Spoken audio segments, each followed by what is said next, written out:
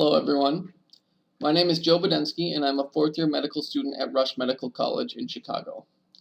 I'm going to be presenting a case of hypersensitivity pneumonitis. Hopefully after this presentation, you'll know which diagnostic tests can be used to support a diagnosis of hypersensitivity pneumonitis and be able to recognize some of the more common antigens that can trigger the disease. This case was a 32-year-old man who presented to the ED with 2 weeks of fevers up to 102, with accompanied coughing, shortness of breath, and night sweats.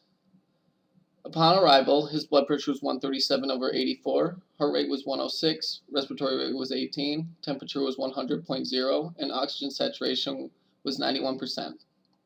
His exam was significant for increased work of breathing, but his lungs were without wheezing or crackles. The patient's initial workup included a CBC, BMP, blood gas, and chest x-ray. Lab values from these tests can be seen in the lower left portion of the poster, but I wanted to highlight that his white blood cell count was 17.7. His chest x-ray showed extensive ground glass opacities in both lungs, and based on this imaging, the patient had a CT angiogram of the chest, which showed bilateral ground glass opacities with subpleural sparing and enlarged mediastinal and hilar lymph nodes. Imaging from the chest CT can be seen in figures 1 and 2. As you can see, the ground glass opacities take up a majority of the lung space on the CT. The patient was admitted and underwent bronchoscopy with bronchoalveolar lavage, which showed clusters of reactive bronchial cells and alveolar macrophages. The patient was initially thought to have pneumonia and was started on antibiotics. So fast forwarding a few days, after 3 days of antibiotics, the patient had only mild improvement in oxygen saturations and work of breathing. He continued to desaturate as low as 80% while ambulating in the hallway. And also by this time, his bronchoscopy studies were negative for any signs of microorganisms. This was a turning point in his hospital course because it was becoming clearer that the patient probably didn't have an infection, and other possible etiologies had to be considered.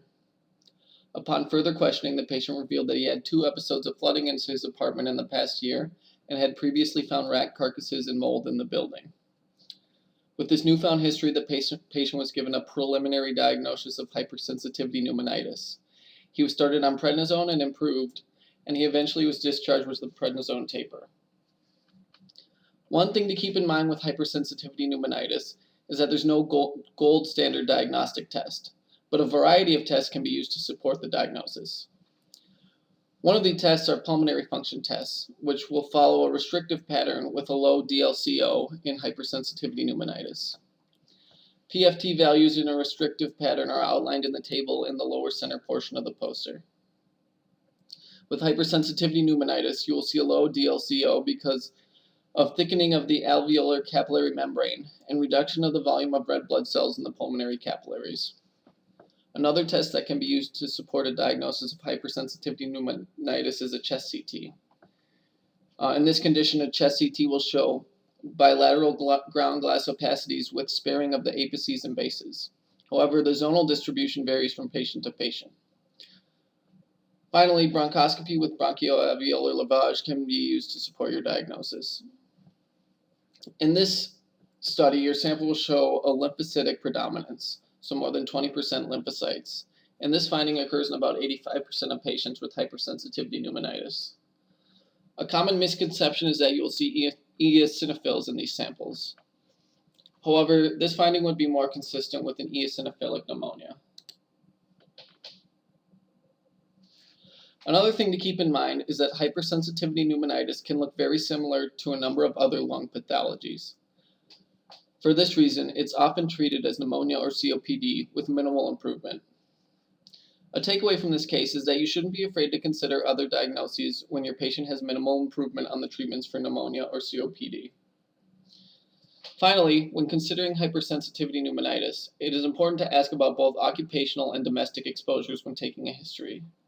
When thinking about possible exposures, the patient's workplace is usually the first thing to come to mind, but don't forget to ask about potential domestic exposures. Good potential exposures to ask about include mold, flooding, bird droppings or feathers, sawdust, hot tub or sauna use, electronic cigarette use, and heroin inhalation. Thank you for listening to my presentation. I hope you have a good rest of your day.